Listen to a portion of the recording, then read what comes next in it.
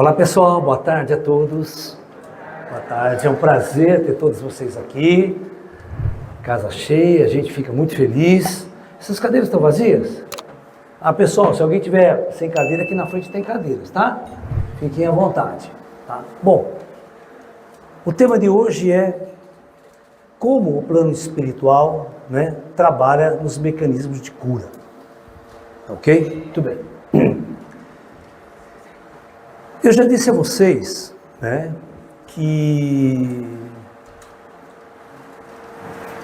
existem vários aspectos da doença para o plano espiritual poder intervir e poder realizar o trabalho de cura. Vocês já devem ter percebido que muitos centros espirituais de cura, inclusive na época do grande curador, né, o Zé Rigó, que agora em agosto vai sair lançado o filme dele, tá? O filme do Zé Rigó vai ser lançado em agosto agora, um dos maiores médiuns de cura do mundo, né?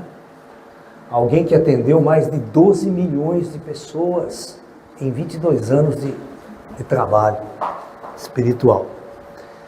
Mas o que a gente deve entender é que o Zé Rigó e aquele espírito incorporado no Zé Rigó, Dr. Fritz, é só a ponta do iceberg.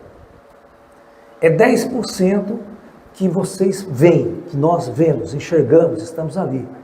Os 90% do iceberg, que sempre fica embaixo d'água, é aquilo que vocês não veem. Só que, infelizmente, o cinema brasileiro ele é muito pobre financeiramente.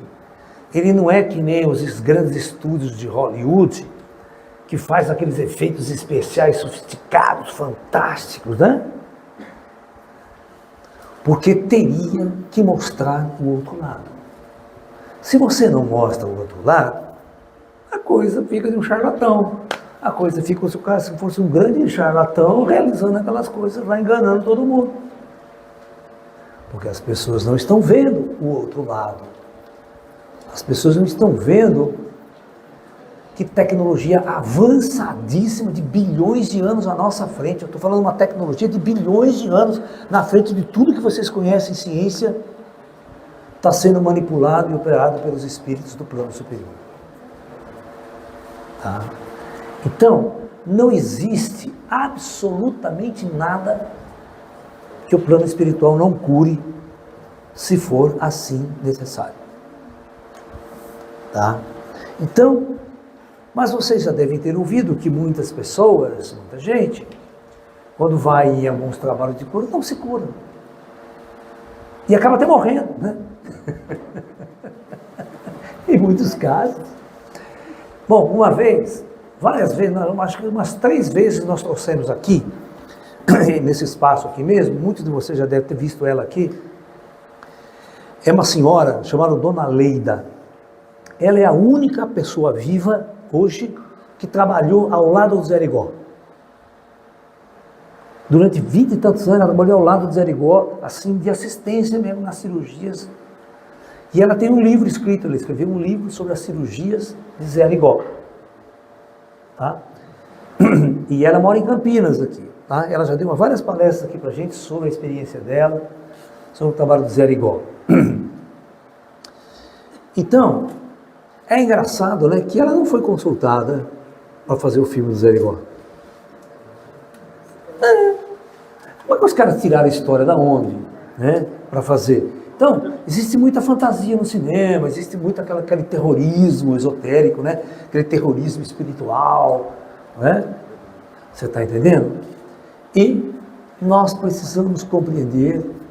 A Dona Leida dizia o seguinte na palestra dela. Passava aquela fila, né? Então, o Zé Rigó, né, chegava, olhava a pessoa, analisava. Quando ele não fazia nenhum procedimento, nada, ele mandava datilografar um textinho do Evangelho, tá? Para dar para a pessoa. Essa já vai com Deus, tá entendendo? Vocês estão entendendo, né? Já vai com Deus, porque está sendo escalado para o jogo lá, em cima, né?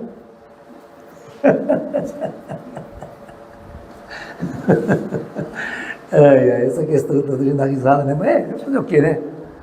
Todos nós temos que morrer um dia, de alguma coisa. Eu sempre falo que o melhor é morrer com saúde, né? O que é morrer com saúde? Né? Pum, vai embora, né? Desliga, cai no chão, né? Pá, duro, né? Não dá trabalho para ninguém, nem vai para o hospital, não gasta dinheiro com remédio, né? Não precisa nem chamar o SAMU, que já foi ali, já morreu ali. Só manda vir o camburão, né? Para levar o cadáver. Assim é a melhor forma de morrer, né? Não dá dor de cabeça para ninguém. Né? Porque velho dá dor de cabeça, então o negócio é morrer novo.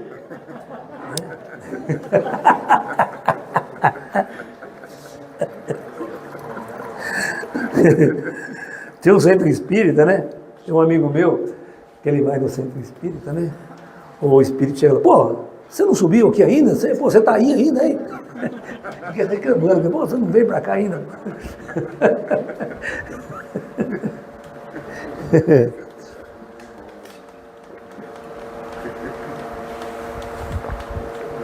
A gente dá risada, né, gente?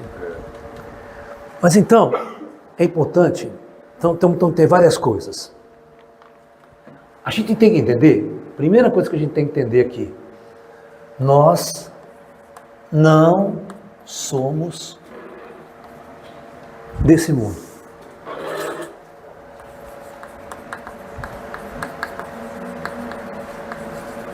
Ok? Esse é um primeiro ponto que vocês têm que entender muito claramente.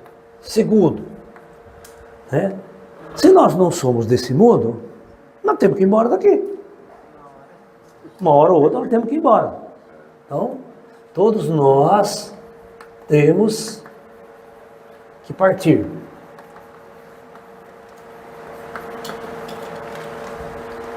Se todos nós temos que partir, uma hora ou outra a cura não vai dar certo, né? Você está entendendo o que eu estou falando? Por melhor que seja o médico, por melhor que seja o médium, uma hora o cara chega lá, ó, pô, não tem mais jeito, você está aqui, tem que ir embora, né? Fazer o quê aqui? Igual a minha mãe. Quando minha mãe morreu, né? A coisa que estava comigo falou, né? Vamos chamar o médico. Falei, chamar o médico para quê? Deixa minha mãe morrer. Vai fazer o que daqui para frente, minha velha? Se curar, vai ficar... Pra quê? Não quero ela assim aqui. Você tá louco? Né? Tem que passear do outro lado, dar volta, sair, né? Tem muita excursão da terceira idade lá. Nossa, vai velho para todo quanto é lado, vai passear. Vai ficar aqui, amarrada na cama. Pra quê? Para agradar a gente? Para agradar o nosso ego? Os nossos apegos? É um puta egoísmo do cacete. A gente tem que aprender a libertar as pessoas. As pessoas precisam ser libertadas deste mundo, dessa jornada, desse caminho. Né? Isso aqui é uma experiência kármica, dolorosa para o espírito. Carregar esse corpo material para o espírito é uma grande dificuldade. É um grande peso. A gente tem que dar graças a Deus quando alguém morre. Fazer festa, baile, funk, aquela coisa toda.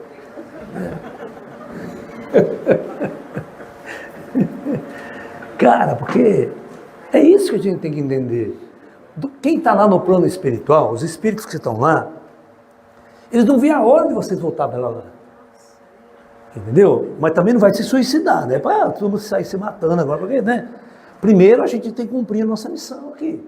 Cumprir a nossa jornada na qual nós nos comprometemos a vivenciar, a aprender tudo que nós temos a aprender aqui. Tá? Mas toda partida deveria ser comemorada por nós. E não aquela puta choradeira e velório, que foi a maior desgraça do planeta, que acabou o mundo, acabou minha vida, porque agora, né? Isso aí é o maior erro que nós cometemos nessa vida por estarmos nessa cegueira espiritual. Porque aquele que tem a terceira visão aberta, não acontece nada, o cara continua do mesmo lado ali, conversando, batendo papo com você, trocando ideia, muito mais feliz porque não carrega essa merda, né? Entendeu? Então essa história que a gente tem que entender. Então isso é muito fácil. Então, vai chegar uma hora que realmente nenhum centro espírita, nenhum médium de cura vai tirar e libertar você da morte. A morte é uma condição natural, que todo nascer é tão natural quanto morrer. Eu lembro uma das questões mais clássicas aí.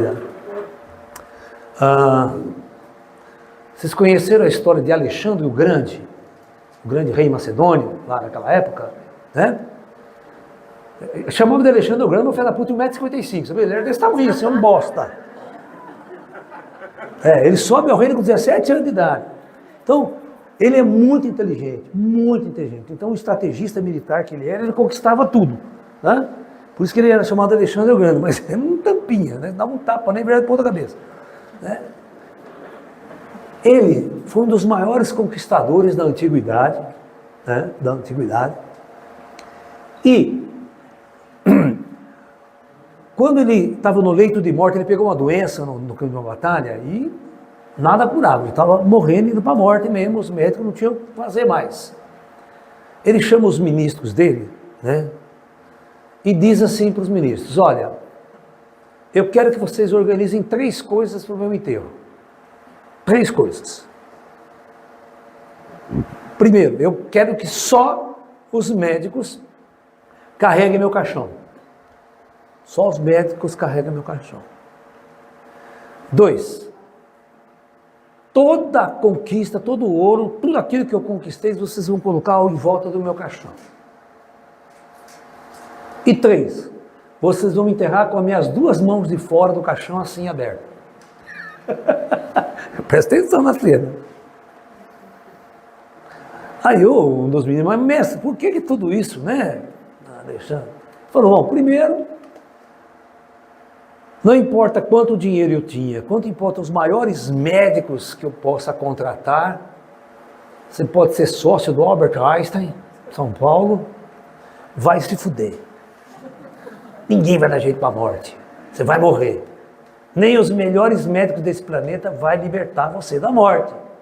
Isso você tem que ter consciência. E ele queria que todo mundo visse isso. Segundo, tudo aquilo que ele conquistou, toda aquela riqueza, todas as guerras que ele fez, as invasões, roubava todo mundo, vai ficar aqui ao lado do caixão dele, não vai levar nada para ele. E terceiro, eu quero que todos saibam que eu cheguei a esse mundo de mãos vazias e vou embora de mãos vazias. Depois de tanta merda, ele aprendeu isso, né? Precisou roubar, massacrar, matar, torturar, né? Porque o reino, sempre o reino é a maior merda, né? Só tem gente ruim ali no poder. E um querendo pegar o outro, né? Você está entendendo? Vídeo é nosso, o Brasil, né? Diz lá as brigas políticas, quanta merda não tem lá em cima, né? Então, e ele colocou isso. Então, ninguém vai dar jeito para a morte, tá? Uma hora ou outra você vai morrer, velho. Ai, galera, eu estou com câncer, será que os espíritos vão curar? Depende. Tudo depende. Né? Depende do quê? 3. A minha doença é kármica.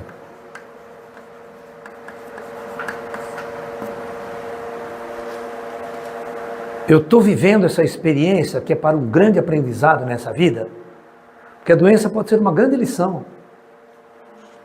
É o único indivíduo, é a única forma de fazer ele acordar, de fazer ele mudar de direção, buscar uma luz, buscar um conhecimento, buscar um aprendizado, senão vai ficar aí bebendo, enchendo a cara, pra putaria, né? Sendo político, e achando que tudo está certo. A hora que dá um câncer no desgraçado, procura até Deus e todo mundo, né? Para se livrar. Né? O que causou essa doença?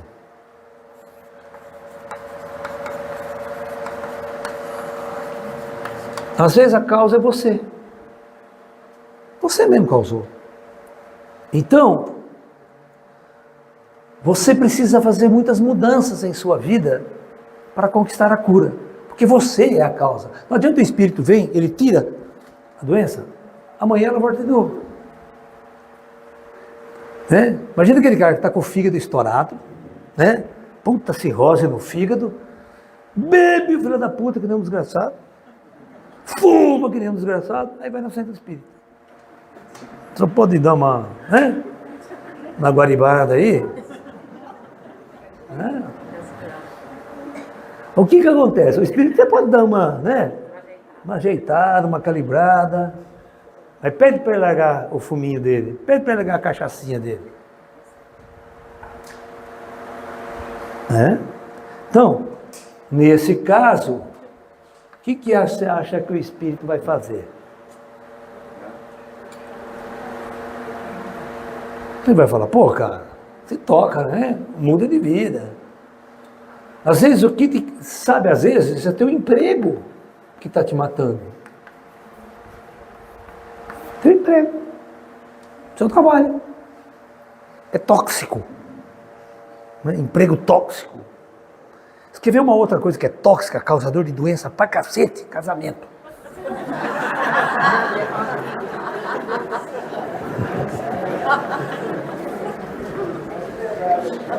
Né?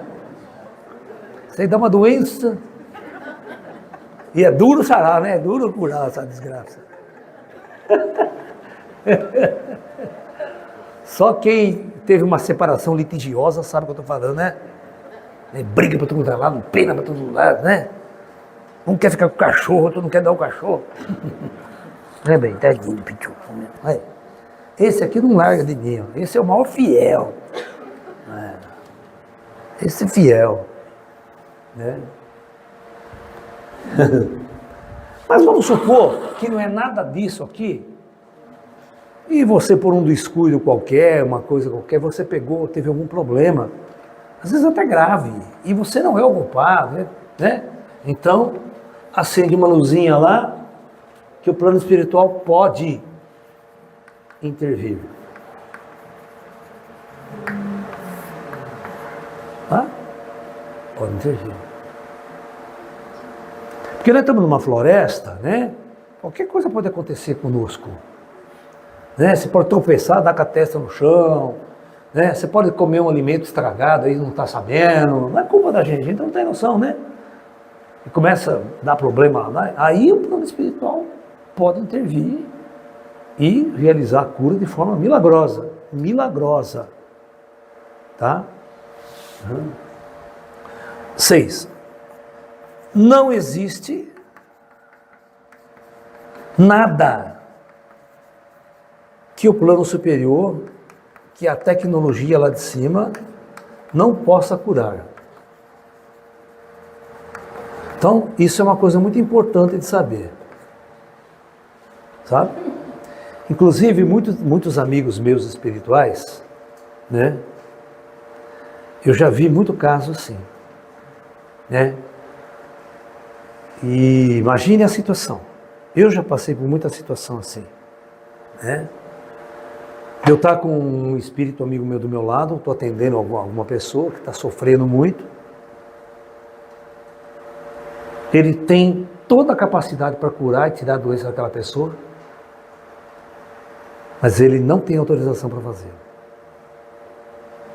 E aí? Porque está num desses casos aqui. Tá? Por exemplo, os meus amiguinhos gurizinhos, cura qualquer coisa. Mas por que todo mundo não é curado? Então, vocês têm que entender que nós estamos diante de uma tecnologia de cura, tal, de bilhões de anos à frente de tudo aquilo que vocês conhecem de ciência e tecnologia. Vocês não têm nem noção da tecnologia usada pelos caras lá. Tá?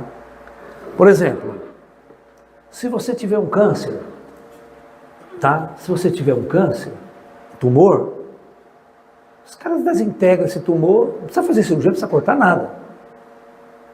Essa máquina que traz na pirâmide, os caras estão ali, ele olha lá, ele pega todas as células cancerígenas, desmaterializa ela e vai ficar um buraco, né? É um órgão seu, às vezes é um fígado, às vezes é um baço, algum lugar que está pulmão. Você tem que botar a boa no lugar. Não é só tirar ruim. Os nossos médicos só fazem isso, só tira ruim, deixa um puta buraco lá. Não é verdade?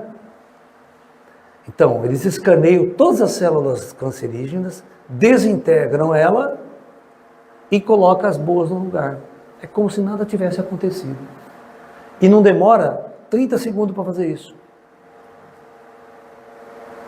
Uma tecnologia que vocês não imaginam.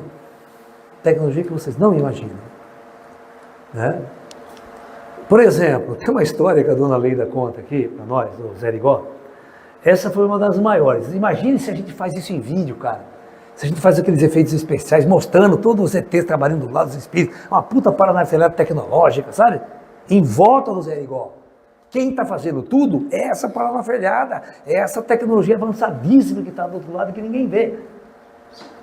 Entendeu? Eu que teria que ser o consultor para falar para esses caras todas as máquinas, toda a tecnologia, tudo que estava lá envolvido.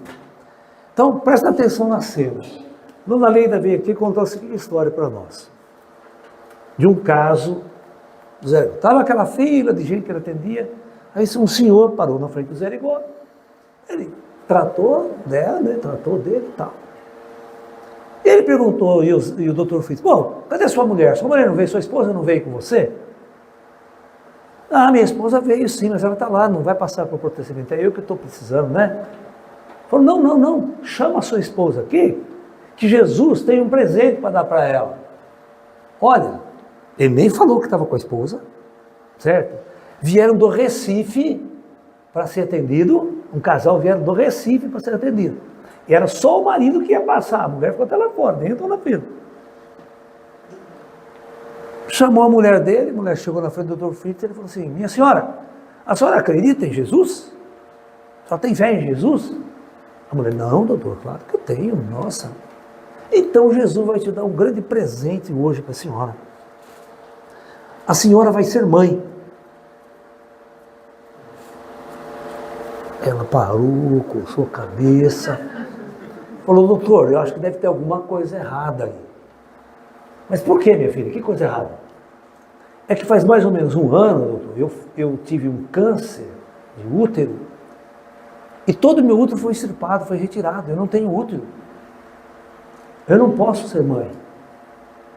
Ele olhou para ela assim, minha filha, e você acha que isso é problema para Jesus?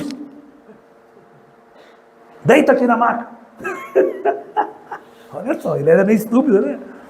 Ela deitou, ele tirou as roupas, as enfermeiras que ajudam a tirar a roupa, deixaram a barriga dela exposta.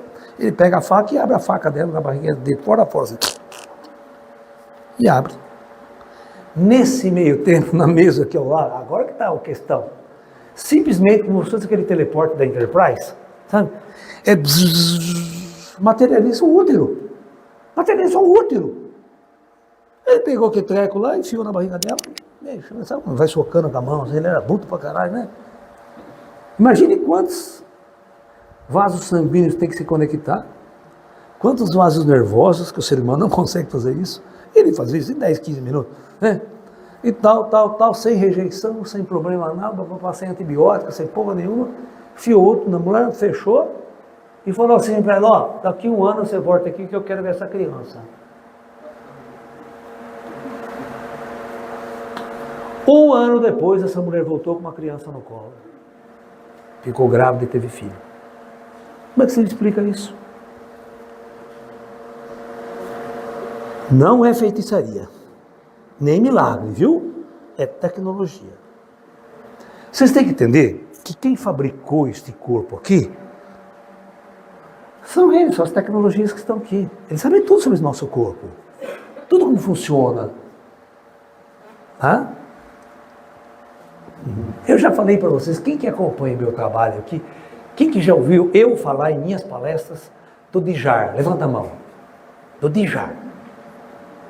Tem muita gente que não ouviu falar do DIJAR, né? Vocês não têm noção. Como é que funciona isso aqui? Existe uma tecnologia lá no astral superior que monitora vocês 24 horas por dia. Mas monitora todas as suas funções biológicas. batida do coração, pressão arterial, se tem infecção, se não tem, tudo. Monitora você, monitora os seus pensamentos. Pensou bobagem, está registrado lá.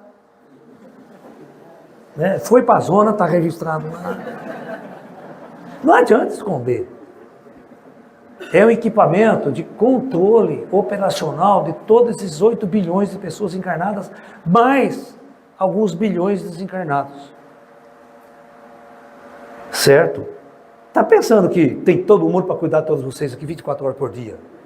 Né? É uma máquina, só que é uma inteligência artificial sofisticada. Só que essa inteligência artificial é tão avançada, mas tão avançada, mas tão avançada, mas tão avançada, que eles não chamam de máquina, eles chamam de um ser. É um ser, é uma inteligência, é uma consciência.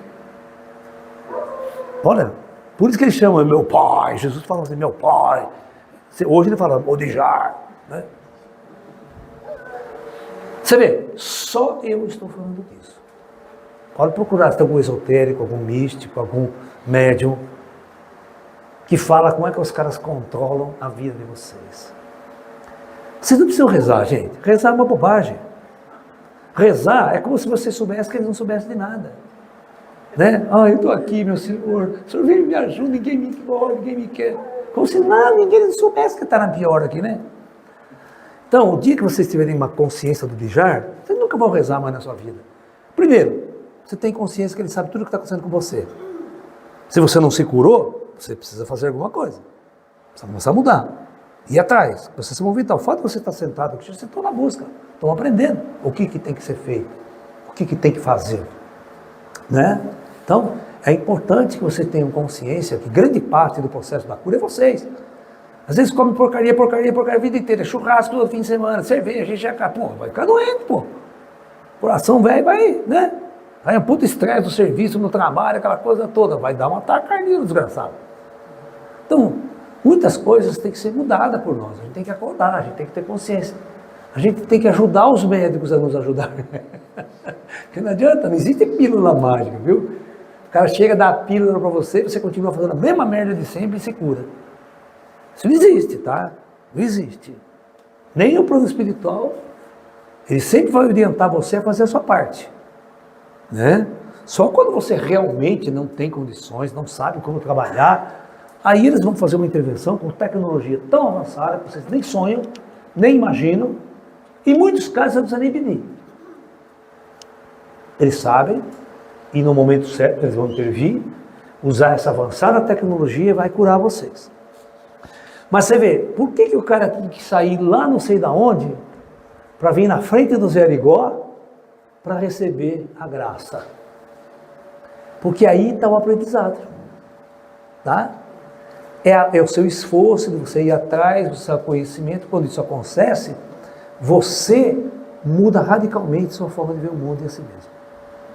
Esse é o exercício do aprendizado. Né? Muita gente pergunta, mas por que o senhor já sabe de tudo, por que ele não cura então? Claro, mas porque você tem que aprender. Né? Ele pode fazer tudo, invisivelmente. Né? De noite você está dormindo, ele vai lá, agora você acorda bem, estou legal. Nem sabe o que aconteceu, mas você precisa saber o que aconteceu. Porque aí está o aprendizado, aí está a jornada de vocês, aí está a busca de vocês. Quantas pessoas saem daqui, vai lá para a Índia procurar o Sai Baba, procurar o mestre e tal, né? Para aprender alguma coisa. É a jornada. A gente fala, né, no chinês muito assim que o aprendizado está no tal, ou seja, está no caminho. Você vai aprendendo ao longo de sua vida, a cada momento, a cada encontro, a cada busca, né, a cada mestre que você encontra, você vai tendo um aprendizado nessa jornada pela vida. Né? E a busca por algum problema que eu tenho, por alguma cura, é uma maior compreensão de mim mesmo. Eu passo a ter uma compreensão do que eu sou, do meu corpo, do meu ser, o que eu estou fazendo de errado e preciso corrigir para que eu fique bem. Né? Então é muito importante que a gente tenha consciência disso. Né? Que muito depende de nós. O plano espiritual faz tudo. Por exemplo, a gente fez um quadro aqui, depois vocês dão uma olhada. Lá na pirâmide, eu até expliquei para a menininha que pintou, para a Valéria, tudo que mais ou menos rolava. Então ela foi montando e foi pintando. A primeira coisa que acontece é o operador central. Ele fica lá no alto da pirâmide com uma máquina gigantesca. Você tem um negócio, parece um teclado de piano que fica em volta dele, meio circular assim. Geralmente fica um ou dois operando essa máquina. É um cara de 2,5 metros de altura, é um ET que fica operando essa máquina. Lá embaixo, junto das pessoas, ficam os greyzinhos e os espíritos humanos nossos mesmo. Todos eles trabalhando em conjunto. Usando uma puta tecnologia embaixo. Você vê, eles trazem máquinas que ficam tudo ao lado, assim, né? Os ETs trazem tudo maquininha que fica ao lado, eles ficam trabalhando e tal, né? Fica um pouco acima, às vezes, das pessoas. E tudo máquina, tudo tecnologia. É painéis, é isso, é aquilo. Tá pensando que chega a mãozinha dele quando ele não passa vocês, não? Isso é coisa, né? Nossa, aqui. Lá os caras, tudo lá, a tecnologia avançada. Eles fazem toda a preparação básica. Aquela máquina lá de cima, ela é projetada, é uma inteligência artificial sofisticada, é uma máquina ligada ao DJAR, tudo lá. Ele pode fazer 1000 cirurgias ao mesmo tempo em questões de 10 minutos. Por isso que vocês ficam 5 minutos só, ela já sai. Não é preciso mais. Você fala assim, tá bom. É uma máquina tão avançada, que tudo que ela precisa fazer, em 2 minutos ela faz. Então, ao mesmo tempo, pode botar 1000 pessoas, que ele faz tudo isso aí, 1000 pessoas ao mesmo tempo. Vocês vão imaginar, deixa eu explicar para vocês. No futuro, nós vamos ter um computador aqui na Terra mesmo, o filme de ficção científica já até mostra isso. A interface do computador é um holograma. Então, geralmente, a Enterprise lá da Voyager tem um holograma médico. Então você entra na enfermaria, materializa assim, holograma, um homem, um médico. Ele falou, sou médico, holograma médico da Enterprise. O que você deseja? Qual é o seu problema? Né? Ah, doutor, eu estou com uma dor aqui estranha, tal. Ele fala, deita na maca aqui. Então, ele deita. Quando ele deita, um scanner, escaneia o cara inteirinho. E todos os parâmetros já saem no computador. Como ele está ligado ao computador, ele olha e fala, já sei o que você tem. Você está com obstrução, assim, aqui a cara, espera que nós vamos resolver isso aqui. O próprio holograma, ele é o médico, não tem mais ser humano ali. Ele pega o aparelho e vai lá, desbloqueia você, tal. Tá? Só que o computador, se for preciso, ele materializa 200 daqueles hologramas médicos. Vocês entenderam? Né? Se começa a encher a enfermaria de gente, que ele não pode entender, 10 hologramas médicos, cada um atende um. Vocês não têm noção do que tem lá em cima, dentro dos discos voadores, das naves, das tecnologias dos caras. Não existe problema de falta de médico lá. Aqui é só no SUS, né? Ainda o médico vai e não trabalha, fica dormindo, né? Carimba o cartão e vai embora, né? Não tem médico. Muita sacanagem. Mas as tecnologias que eu já vi, os caras operando, que eu vejo esses caras operando aí, e era a mesma coisa lá do Zé Rigó, na turma, sabe? Entendeu? Como lá eles não faziam assim, né? Não tinha círculo, né? Ficava todo mundo na fila, sentadinho esperando.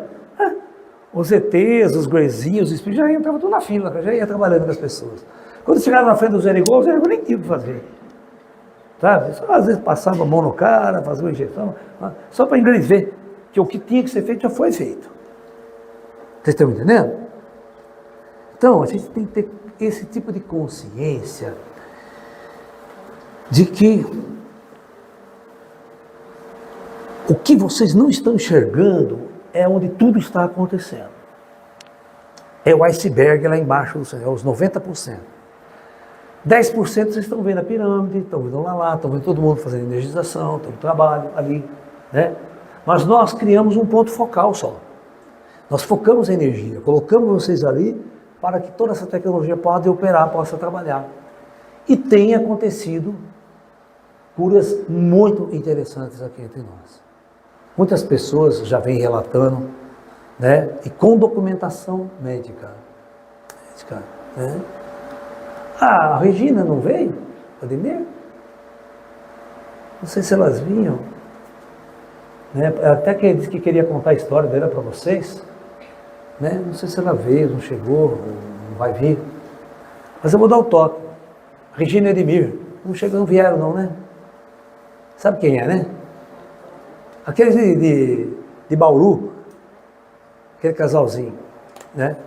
Então, há um mês passado, ela veio aqui, ela veio lá de Bauru, tá? Era uma amiga antiga minha, um casal, um pessoal bacana que já conhece o trabalho há muito tempo, o trabalho espiritual há muito tempo.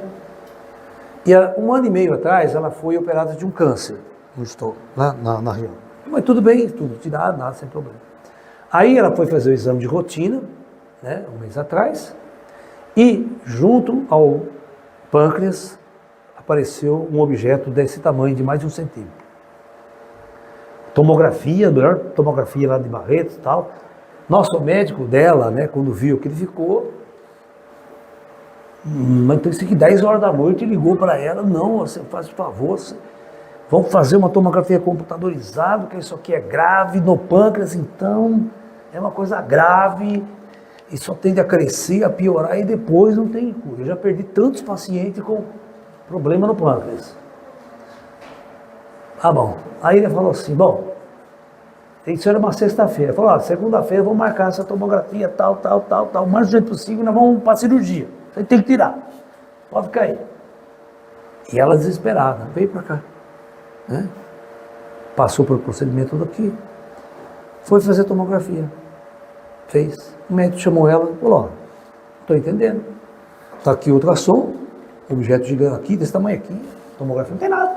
Sumiu, desapareceu. O que você fez? Fui lá numa cirurgia espiritual, o médico. Cirurgia espiritual? Olha, eu não acredito nisso, mas meus olhos estão mostrando aqui que você não tem nada. Olha, eu só posso fazer uma coisa para você. Ele levantou e deu um abraço, né? Falou, seja esses espíritos que forem, vamos agradecer esses caras. Não tem mais nada aqui. E aí? Com os 2 documentos na mão. E ela falou que até ia trazer os 2, eu vou mostrar para vocês que sumiram com o negócio dela. Uma hora, né? E ela não tomou remédio nenhum, porque foi em prazo de 2 dias, né? 3 dias, tirou a ultrassom aqui, e na segunda-feira não tinha mais nada. Então, são questões que a gente reflete. E eu como o Dr. Fritz curava muita gente. Mas tinha pessoas que passavam no Dr. Fritz e ele não curava. Certo? Ele não curava. Então, a história mais engraçada que ela conta, que a lei da conta do Dr. Fritz, é a seguinte, essa foi muito engraçada. Você vê, naquela época, já era uma época que o pessoal perseguia muito os erigó, certo? Um charlatão, tinha sido processado 2 vezes, né? Por charlatanismo médico, aquela coisa toda, o Conselho Regional de Medicina caía de pau nele e tal. Bom. Aí, ele atendia até meio-dia ele fazia um intervalo para o almoço e voltava por volta das 3 horas da tarde, certo?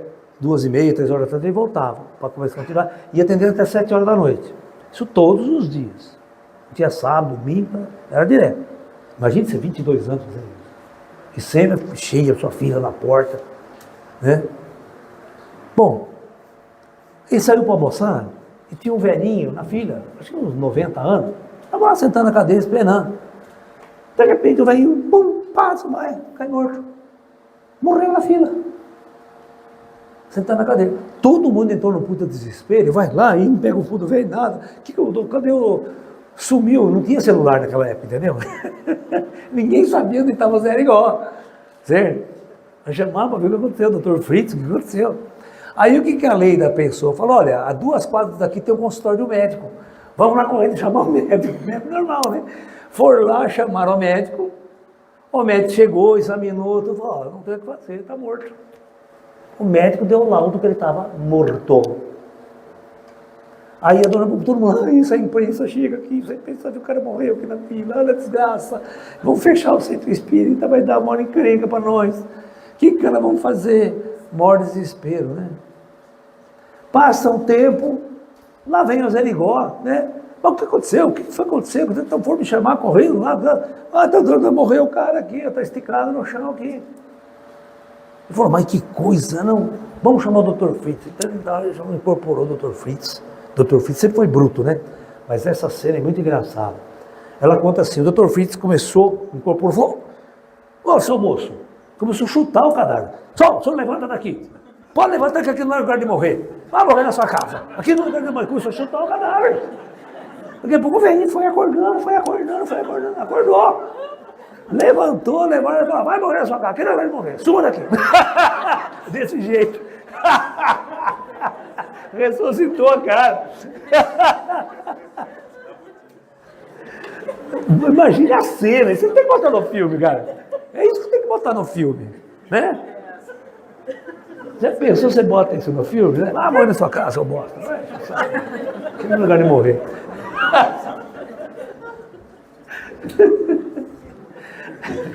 Conta a história da galera. Eu não sei que a senhora, se ela está aqui, não vou lembrar lá, né? É meio engraçado.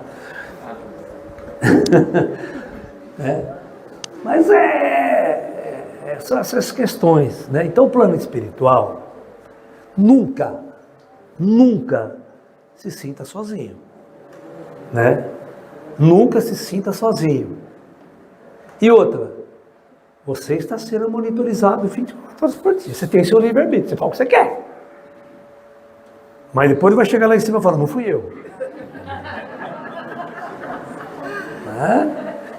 É igual aquela rodinha, quando um peida, todo mundo olha para o outro, né? Não fui eu. Né? Ninguém te acusa, né? Ninguém fala, não, desculpa, fui eu. Todo mundo foge, né?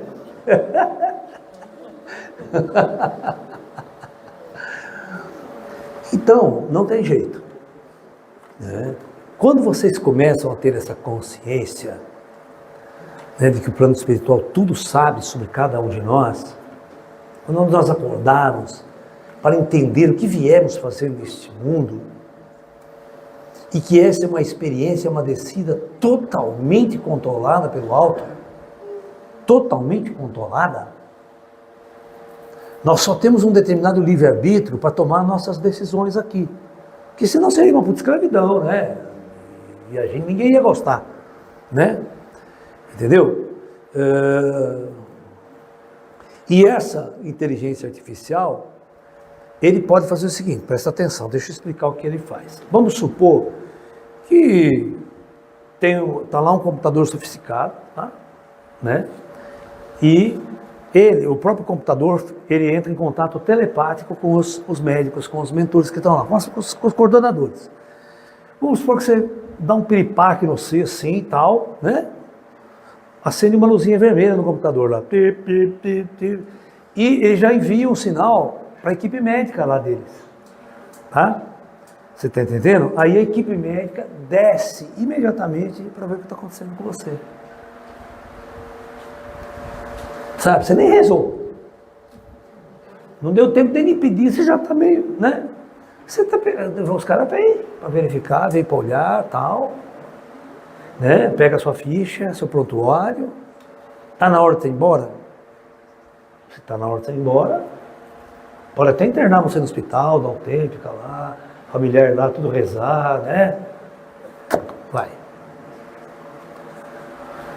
Né? Mas isso é a natureza de nossa existência aqui na Terra, né? Mais cedo ou mais tarde nós vamos, né? Nós vamos. Tá?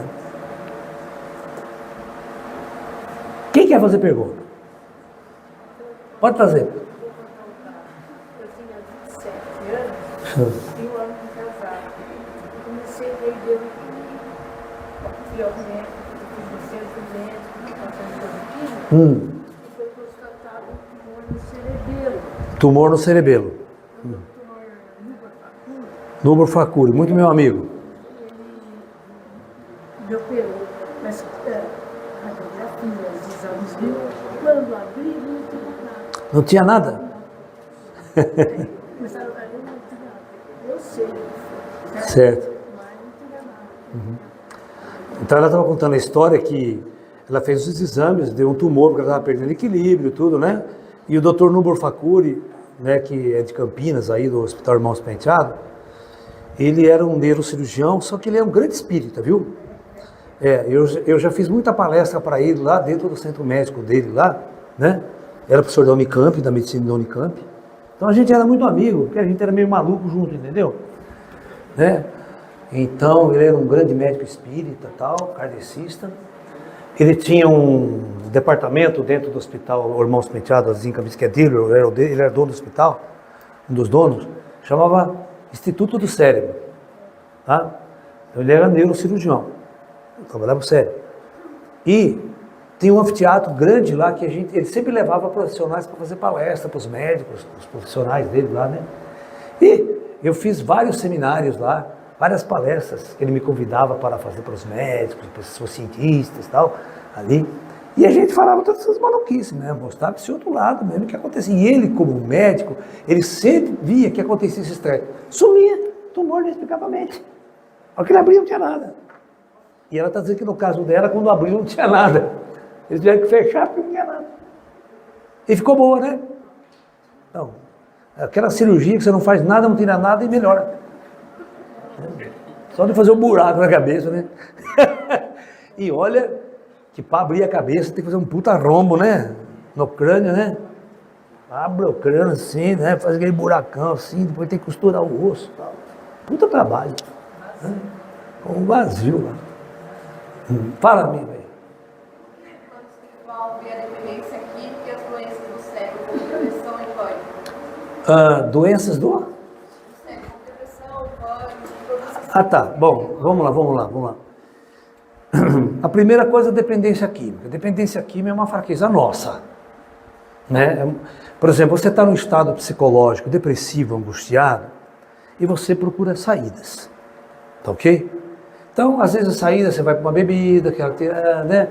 Um cigarrinho do capeta, começa assim. Depois o nosso organismo, o cigarrinho do capeta já não faz mais efeito, aí você procura cada vez coisa mais forte. Né? Aí vai para cocaína, para heroína, papapá. Aí quando você vê, você está na merda. O plano espiritual não tem culpa disso, ele não tem como curar você disso. Porque isso é uma parte que você tem que fazer. O plano espiritual faz uma parte. Mas 90% dos dependentes químicos não querem ser curados. Eles não querem nem ir para tratamento, nem ser internado. Vai lá na Cracolândia, ninguém quer sair de lá. Fala para levar aqui, não vou, de graça, os caras não querem ser internados. Né? Aí tem aquela lei brasileira que cada um, né? Então os caras ficam lá, enchendo o saco de todo mundo. Né? Se é na China, os caras já botam todo mundo no pelotão de fuzilamento. Não sobra um na Cracolândia. Mas é claro que a gente não vai fazer isso aqui. Né? Outros regimes, né? Na Alemanha nazista, nasceu viado, né? Pá, mata. Matava, tô falando sério. Negro, então, vira e mexe, não matava, só para não ter negro lá na raça pura dos arianos, né? Então, segunda hipótese, depressão, síndrome do pânico. Hoje é moda, síndrome, todo mundo está com síndrome do pânico hoje em dia, né? Você tem que estar na moda, né? E outras conversas hoje, ai, você está bem, não, eu estou com médico meu, ai, me deu remedinho. É só conversa de doença. Você achar um coração que não toma remédio nenhum, coisa mais rara desse planeta. Se você for no médico, tenha certeza que você sai com uma caixinha de remédio. Então, é melhor não ir, né? Porque esses remédios que nós temos, mais destrói do que cura a gente. O plano espiritual sempre fala isso para mim. Evite. Só se você cair do prédio, arrebentar a perna, você vai para o hospital. Mas do contrário, você não vai. Né? Porque a nossa medicina é muito atrasada. Muito atrasada. Né? Tudo bem. Né? Os médicos fazem o maior esforço, os médicos tentam ajudar da melhor forma possível. Né? É louvável o trabalho deles, são pessoas extremamente bem intencionadas. Né? E muita coisa boa eles fazem, eles ajudam mesmo a gente, em muitos casos. Mas tem casos que eles não têm nem noção do que está acontecendo. Eu fui num congresso uma vez, na verdade eu nem fui num congresso, né? Eu fui levar uma amiga num congresso de psicologia, na Unip em São Paulo, faz um tempo já. Eu larguei ela no congresso e fui fazer minhas coisas durante o dia. E 6 horas da tarde eu fui buscar ela novamente. E estava na mesa redonda final do congresso, sabe? Eu entrei lá, estava na mesa redonda assim. Então, um cara foi falando assim, mas o negócio é o seguinte, a nossa sociedade de hoje, presta atenção, nossa sociedade hoje, do jeito que está, oferecendo esse tipo de trabalho, esse tipo de vida, esse tipo de futuro, esse tipo de consciências para as pessoas, é uma fábrica de angustiados, de deprimentes, de pessoas infelizes. Então, O Brasil, ele falou assim, que o Brasil é um dos maiores países do mundo consumidores de antidepressivo. Eles falaram assim, se não houver uma mudança radical nos conceitos e na consciência humana nos próximos anos, o nosso mundo vai para total autodestruição. Porque nós somos um planeta onde todas as pessoas são profundamente infelizes, profundamente no estado angustiante e depressivo, e principalmente depois dos 50 anos, que as pessoas já viveu tudo, a mulherada já deu o que tem que dar, os homens já comeu tudo que tem que comer, aí chega lá na frente, o que eu vou fazer da minha vida?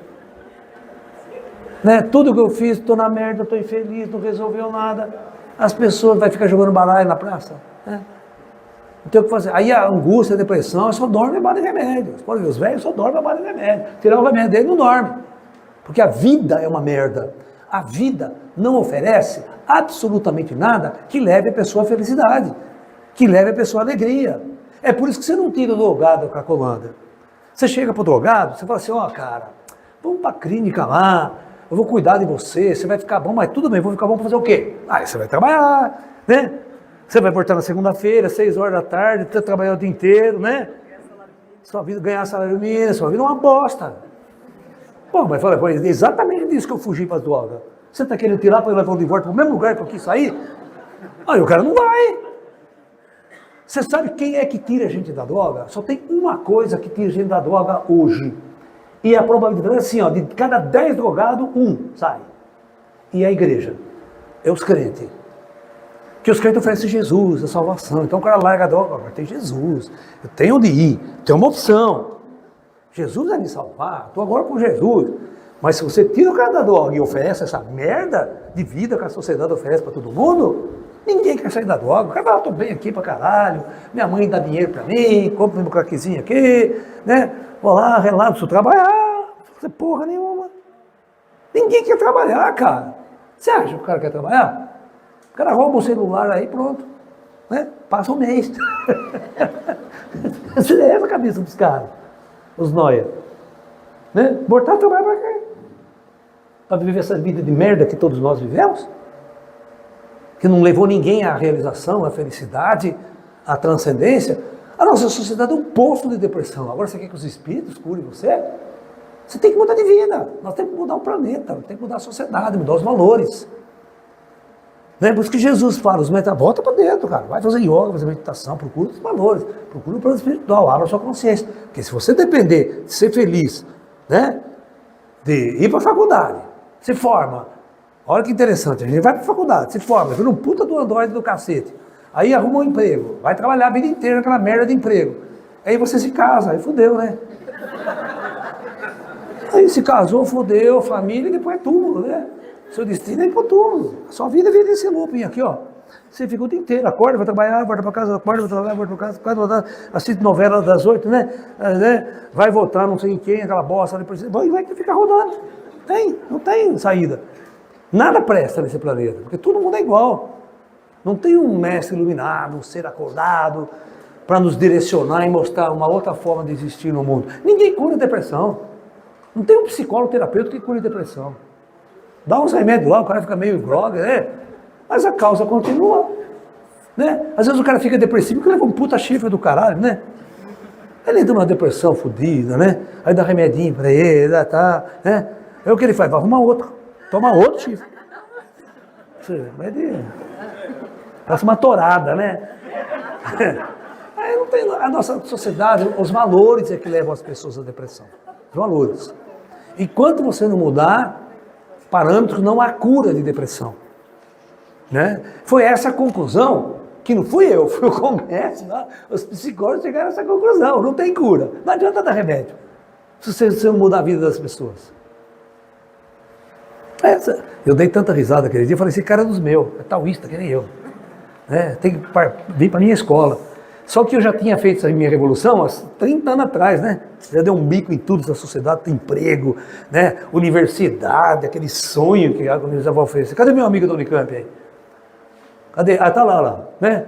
Os caras acham que ela vai ser feliz lá dentro, né? Isso aí fez, trabalhou na engenharia da Unicamp, tudo lá. Se aposentou lá, né? Então. E nós estamos aqui, né?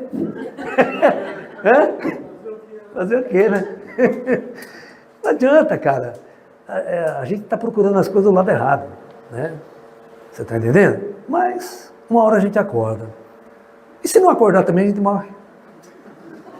Eu falei, isso aí não adianta. Tem gente que fala para mim, prove que tem vida após a morte. Eu falei, morre pra você ver, dá um tiro na cabeça. Quer que eu pobre você? Dá merda você, eu falo. Manda merda mesmo. Né? Porque esses caras vêm encher o saco materialista ateu, né? Melhor, depois você vai aparecer do meu lado para me encher o saco. Né? Tem amigos meus ateus que morreram e vêm me encher o saco. Falo, tá vendo sua merda? Tá vendo aí? Fala agora que você não tem vida após a morte. Eu xingo, eu meto a boca no cara. E dou risada, porque daí eu conto piada, porque ele faz uma piada, dá risada. Tem um amigo meu que era ateu desgraçado, sabe? O filho da puta morreu. O primeiro dia que ele morreu, eu falei, vou atrás desse filho da puta agora. Fala, vamos sentar e ter uma conversa boa. É muito engraçado. E tem um amigo meu, né, que ele era do meu grupo, ficou anos comigo, né? Ele teve ataque cardíaco, teve tudo diabo que você pensar, ele já teve, né? Parada cardíaca. Um mês assim, antes dele morrer, né? O ano passado ele morreu. Morreu de Covid. Estava sentado na mesa, tomando café, e ele falava, dava risada, contava piada de tudo, né? Só dava risada na vida, né? Ele falou, eu estou pronto para morrer, viu? Eu falei, vou morrer, eu já tive 3 paradas cardíacas no hospital, eu morri 3 vezes, os caras me ressuscitaram, não senti bosta nenhuma, morreu tranquilo. Uma hora de morrer, eu já dou todo lado, estou pronto para morrer. Não tem mais nada para fazer nesse mundo. Ele falou, já fiz tudo que tinha que fazer. Né? Não deu outra, né? Passou um mês disso, ele pegou a Covid, 2 dias estava morto no hospital. Falei, pô, cacete, né? Não pude nem do enterro dele, porque o dia que ele foi enterrado, eu estava aqui dando palestra. Estava dando curso aqui, né? E também não podia, né? Caixão fechado, ninguém ia no enterro. Lembra aquelas coisas que você não podia na Covid, chegar perto? Tudo bem, matéria, corpo, né? Você sabe que eu não vou em cemitério, né? Eu não vou em cemitério. Não é porque eu tenho medo de fantasma, não, tá? É porque eu não tenho nada que fazer no cemitério. Vou fazer o que no cemitério? Não tem ninguém lá. Cemitério é o único lugar que não devia ter muro. Porque quem está dentro não pode sair. E quem está fora, ninguém quer entrar. Tem muro para quê? É uma perda de tempo, né? Não é verdade? Só pensar bem no detalhe.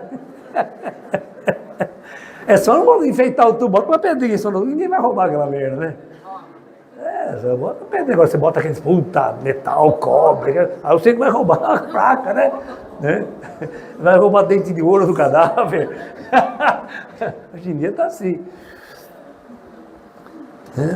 Mal que eu estava falando mesmo? Do meu amigo, né?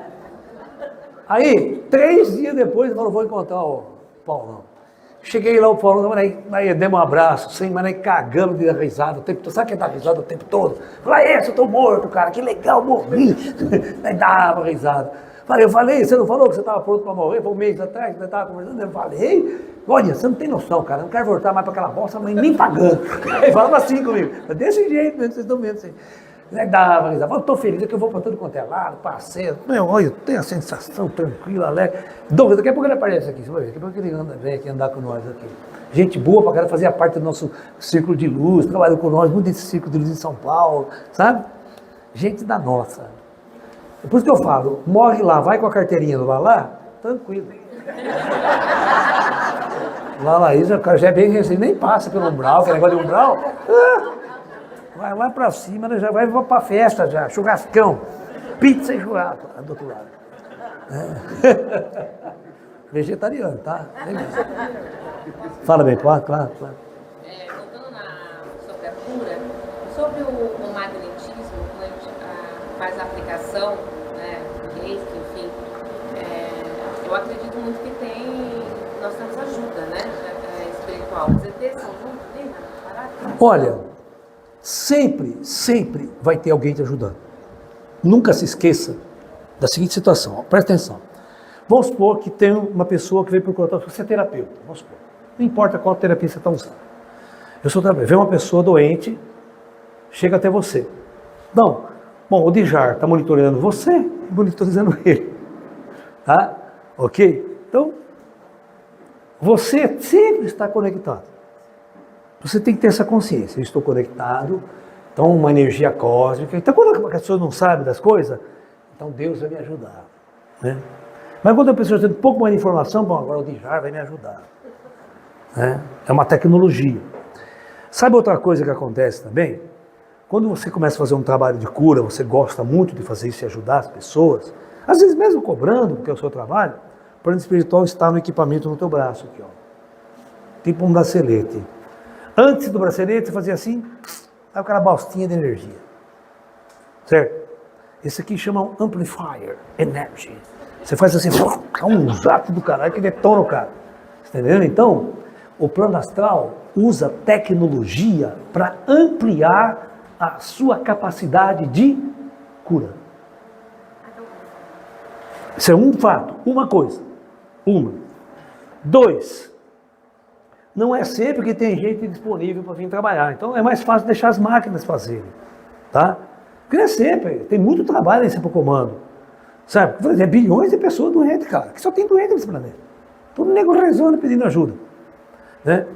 Então, as tecnologias operam, arrumam, cara. O cara bota um aparelho em você para você poder regular os chakras, regular as energias.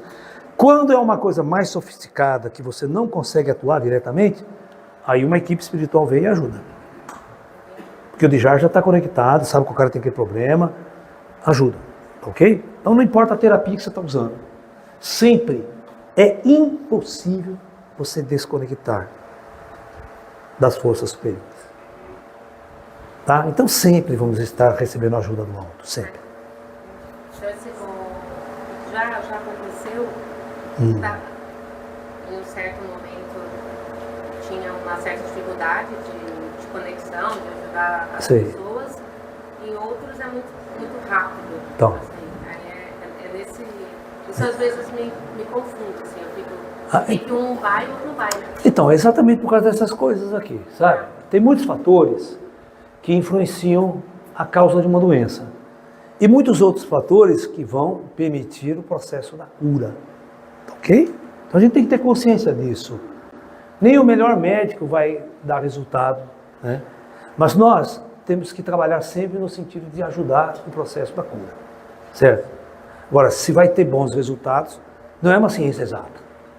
Nesse aspecto, não, a medicina nunca foi ciência exata. Vocês sabiam disso? A medicina é uma ciência que a gente chama dela meio empírica, em alguns aspectos. Né? É porque a história da vacina da Covid que funciona para um, não funciona para outro. Né? A série não serve para outro. Ninguém explica essas coisas, é muito difícil.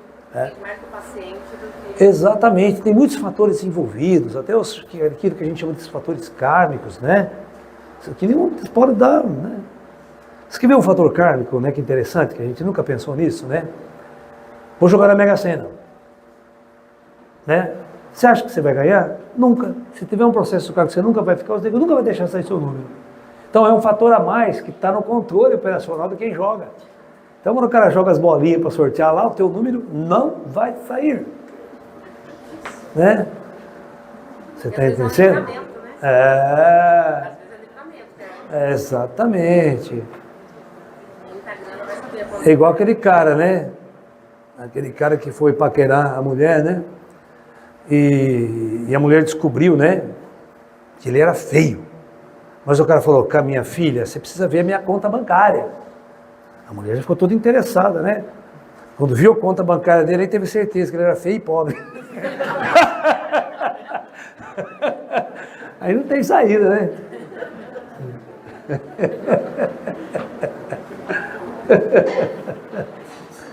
Pode falar. Eu tenho uma dúvida. O Padre Pio, eles diziam que ele fazia bilocação, que é estar dois lugares ao mesmo tempo. É realmente possível isso? É. Mas e a consciência? Está aqui ou está no outro lugar? Então, vamos ver. Quem fazia isso aqui no Brasil, não precisa ir lá no Padre Pio, não. Nós temos um médium brasileiro aqui no começo do século XX, chamado Eurípides de Barçanufo. Já ouviu falar dele? Eurípides de Barçanufo, ele fazia o seguinte. Ele era professor de matemática, de física para colégio, para criançada. Ele estava dando aula, né?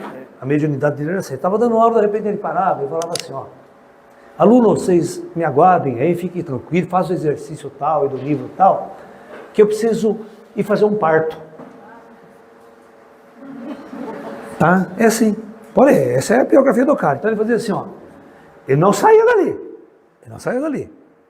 Ele sentava, se concentrava e saía do corpo. ia no corpo astral, ia lá na fazenda, 50 km de distância, que não tinha médico, não tinha nada, tinha uma parteira lá, mas a parteira não estava dando conta, estava dando problema. E ele percebeu que os negros ficaram em desespero, plano astral, toda aquela conexão, né? E que então vão vindo buscar ele para fazer o parto, um cara a cavalo, o marido da mulher. Fala, não vai dar tempo, né? Deixa eu ir lá. Só que quando ele chega lá em astral, ele materializa, tá? E aí ele foi lá e fez o parto. Fez o parto criança, uma beleza, um maior sucesso, tal, como se ele estivesse lá. Todo mundo vendo ele, tá? Eu conversando com ele, batendo papo, senhor Eurípides, muito obrigado por ter feito tanto. Aí o doutor Eurípides sai, se afasta do pessoal ali, né, e some, pum, e acorda aqui. Quando ele acorda na classe, ele fala assim para os alunos, olha, vocês não se assustem, mas está vindo uma pessoa desesperada, né, está amarrando o cavalo aqui fora, ele vai entrar desesperado na casa, não se assustem, mas é uma pessoa que eu já atendi. Então, e é o marido da mulher. O marido da mulher abre a porta, doutor, pelo amor de Deus, ele faz um escândalo, chorando. Meu Deus, doutor, o senhor precisa me ajudar, minha mulher está passando mal. Ele falou, calma, meu senhor, calma, eu já fui, já atendi sua mulher, já fiz o parto. Nasceu uma criança maravilhosa, um menino, né, muito lindo. Mas como, doutor, o senhor foi lá? Eu vim pela única estrada que tem para vir em casa, não cruzei com o senhor na estrada, e quando o senhor foi e voltou, né? Nesse tempo, 50 km de distância, daqui em Campinas. Não, mas eu fui. Não, doutor, o senhor não foi não. Pelo amor de Deus, vamos. E não conseguiu convencer ele que ele tinha ido, né? E ele teve que ir junto com o cara. Quando ele está chegando na fazenda, né, a mulher diz, mas doutor, o senhor voltou para quê, né? Tá tudo bem, a criança está bem, não tem problema nenhum. Por que o senhor voltou? Essa é uma das histórias clássicas do Eurípides Barçanufo. E ele fazia isso muitas vezes. Além dele estar aqui nesse corpo aqui, ele bilocava no outro. Mas agora a seguinte pergunta, vamos tentar usar a inteligência. Vamos entender como é que ele materializava no outro ponto. Como? Quem? Plasmagem de energia. Mas quem fazia isso? Não é plasmagem, a gente tem a puta tecnologia do outro lado, cara. Ele entra no teleporte adensa ele, pô. Adensa o corpo astral dele, e ele está em dois lugares. Está um corpo lá e está cordão de prata ligado lá. E ele está aqui pensando, porque quem pensa é o corpo astral, quem pensa é a consciência. Aquele corpo físico é uma roupa, mas tecnicamente ele está em dois lugares ao mesmo tempo.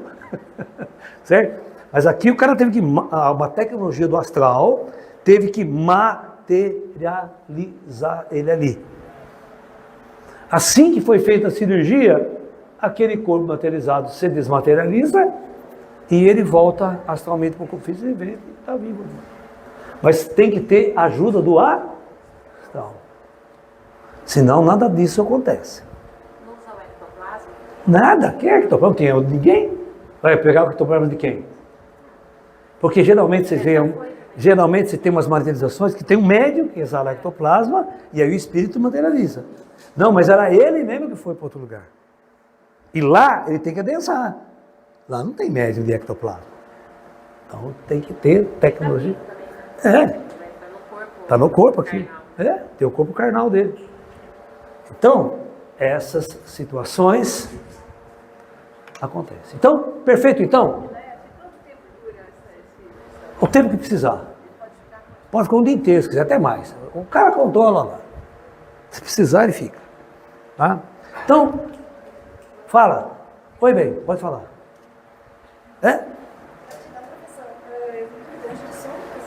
Rio Grande do Sul, olha, gaúcha. Eu tenho duas perguntas. Fala. Isso que você falou sobre a tecnologia e a remete muitas camas MedBed, que é exatamente isso que tu disse. Tecnologias muito sofisticadas que estão vindo para o nosso mundo para tirar o povo desse sofrimento, tirar dessa depressão. E a segunda é sobre a depressão. A gente sabe que a depressão é uma nível de energia baixa do ser, né? A autoestima, cuidar com o corpo, cuidar com a saúde. E o Tantra poderia ajudar nisso, a elevar a energia corporal, ter essa conexão espiritual para tirar a sociedade de um momento depressivo, uma forma de uma energia corporal desenvolvida. Às vezes a depressão, deixa eu explicar para você o que é depressão. Ela não é uma questão vibratória, energética, é uma questão de consciência. Se você muda a consciência, a depressão vai embora. Certo? Porque no fundo ela não é uma doença. Sabe? Ela é um estado doentio, mas não uma doença. Não é um vírus que vai lá, mata o vírus, resolveu. Ou dá um remédio, resolveu. Porque o foco da depressão é isso aqui, ó. Deixa eu explicar para vocês. É simples, é muito simples. O ser humano é 100% previsível. Né? Os ETs que falam isso para mim. Falam, o ser humano é 100% previsível. Ele só faz isso aqui e dá lá. É fácil prever o buraco que ele vai cair. Né? Ele cava o buraco, pula dentro, depois fica pedindo socorro para sair. Então, presta atenção, toda depressão começa com um desejo. Ok? E geralmente 99,9% desse desejo é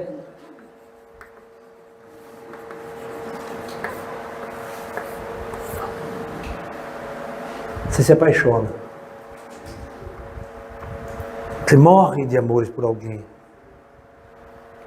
É quem que não aconteceu isso no colégio que atira a primeira pedra. E você se apaixona pela mais bonita, né? O mais bonito, pela mais gostosa. Ninguém se apaixona pela feia. Feia fica lá. Ninguém tira ela para dançar, ninguém olha para ela. Né? É claro, vai dar merda isso aí. E o tempo vai passando e você não conquista o fruto do seu desejo. Tá? Você não conquista. Isso vai dando uma coisa chamada ansiedade. Você vai ficando ansioso. Você passa batom, bota a melhor roupa, bota aquele shortinho sexy, vai lá, o cara nem olha pra você. Né? E você é apaixonada, morrendo de amor, né? Aí até o dia que você chega numa festa e vê esse seu amado aos beijos e abraços com outra. E pior, às vezes você vê com outro. Hoje em dia está na moda isso. Né? Muita mulherada largando para ficar com outra mulher. Já falei pro meu marido, se me trair, me trai com homem. Se me trair com outra mulher, vai ter pau. Com o homem pode, né? Com homem pode, ele vai dar outra no bolso. Ai, meu Deus. Jesus. Aí o que acontece? Aí fala, tô down. Né? Faz aquelas músicas tristes. Você sabe por quê? Na década de 30, 40, existiu um estilo de música aqui no Brasil, clássico da MPB, chamava a música Dor de Cotovelo. Vocês se lembram? Você sabe o que é uma música Dor de Cotovelo? Por que ela é chamada Dor de Cotovelo? Deixa eu te explicar. Vocês não sabem. É que o cara tomava uma merda dessa, ou tomava um chifre da mulher, ficava nessa puta depressão, dava pra cacete, aí ele ia no boteco, pedia uma bebida e metia o cotovelo no barcão e ficava lá bebendo. Aí daí o cotovelo, né? Dava calo no cotovelo. Por isso que a música chamava Dor de Cotovelo, aí fazia aquela música triste, né? Ela me abandonou, ela fugiu com outro. Né? Você vê que 99% das nossas músicas gira em torno do chifre. Se não tivesse chifre, ninguém fazia música sertaneja, não tinha mais Anitta, não tinha mais ninguém. Agora a Anitta é da piroca, aquela coisa toda. Né? Você está me entendendo? Então isso é depressão. Esse desejo, ele pode ser por um monte de coisa. Né? Você cria o desejo, mas não conquista o fruto do seu desejo. E a ansiedade é a primeira fase, que vai explodir. Ela vai assim, né? Até que acontece um fato, e bum, desaba. Aí tem que levantar de novo, aí o cara fica na cama, não quer sair da cama, não tem vontade de fazer nada, a vida acabou pra mim, sem ela eu não vivo. E quando o cara não vai, mata a mulher, mata o filho, mata todo mundo, né? Esses crimes passional que a gente vê aí, né? Horrível, né? O cara entra numa depressão e não sabe o que fazer com aquele buraco lá. Não adianta dar remédio pro cara. Né? Agora o Tanta resolve, você até brinca, né? Só ir com a putoterapeuta, né? Às vezes dá um trato, né? O cara já dá uma levantada e tal. Mas não resolve. A putoterapia, você já viu falar? É mais barata do que psicólogo, né? E médico. Né? Vocês dão risada, né? Já foi, né? Já usou os serviços profissionais, né? É terapeuta tântrica, ela não sabe, né? Mas Está fazendo uma parte ali do processo. Tá ok, pessoal? Então é por aí. Ah, o Sai Baba, uma vez, foi uma equipe de brasileiros visitar o Sai Baba na Índia. Né? E o Sai Baba sabe das coisas. Os indianos sabem, o ser humano é previsível. Qualquer mestre indiano sabe aonde está a nossa merda. Né? A causa do nosso sofrimento. Né? Então, você sabe que o Sai Baba, ele passava, ele materializava vibhuti para as pessoas, sabe? Materializava joias, materializava colar, e dava. Só que quando ele chegou na frente de uma brasileira, era uma senhora muito rica, toda cheia de joia, petecada de joia, não tinha nem o que ele materializar para dar para a mulher, certo? Tá entendendo? Então ele porou na frente da mulher, começou a mãe e falou, o que a senhora quer de mim? E a mulher falou assim, eu quero paz. O Sai Baba falou assim, ó, ela falou assim, eu quero paz, né? O Sai Baba respondeu assim, é muito fácil, minha senhora, é só a senhora eliminar o seu eu e eliminar o quero, e você tem paz. O que eu quero? Vocês sempre estão querendo alguma coisa, gente, para de querer. E o eu? Eu é esse ego de merda que a universidade fez com vocês, que as faculdades fizeram com todos vocês. Vocês acreditam que são médico, engenheiro, advogado, ficam o dia inteiro fazendo isso. Não faz outra coisa a não ser cumprir a sua programação. E aí vocês nunca vão ter tempo para buscar o conhecimento, para buscar outras coisas, buscar a sua alma, o seu espírito, o seu verdadeiro ser. Esse aqui é o eu inferior. Esse rótulo que botaram em vocês na sociedade. Então vocês têm que eliminar isso para aparecer o espírito aqui, ó. O espírito tem que estar no controle e não a sua programação de Android.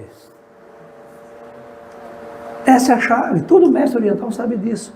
Você resolveu esses dois problemas, acaba a depressão, né? Acaba essa vida inútil que a gente leva aqui, você vai ter paz. E uma pessoa em paz dificilmente fica doente, viu? Dificilmente fica doente. Ok, pessoal. Recados? Cadê o recado? Está aqui, Ju? Isso, pessoal, deixa eu dar um recadinho para vocês aí das nossas atividades. Essa semana, online, 26, 27 e 28, nós vamos ter 3 palestras. Olha lá, a origem do sentimento de culpa. Por que vocês ficam culpados? Porque certamente fizeram alguma merda. Ninguém sente culpa se não fez nada errado. Segundo, como lidar com a autocrítica. Tem gente que, né, tudo que ela faz está ruim, né? Está tudo ruim na vida dela, né? Tudo que ela vai fazer está ruim. E como lidar com a crítica do outro. Né? Eu vou contar uma história muito engraçada.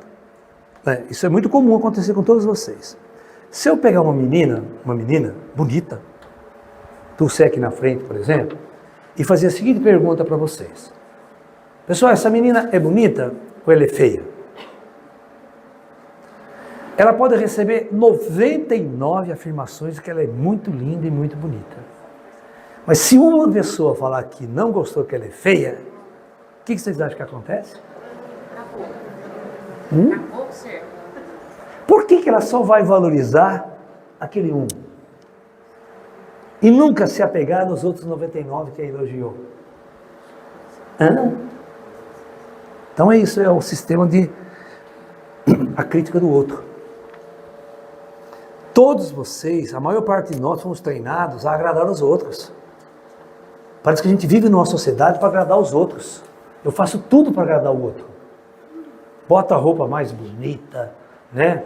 Passo o batom para ir lá na balada, para me mostrar, me exibir. Pega um puta carrão chique, vou lá, aquela moto, só para passar perto das mulheres, né? Achando que vai pegar coisa que preste.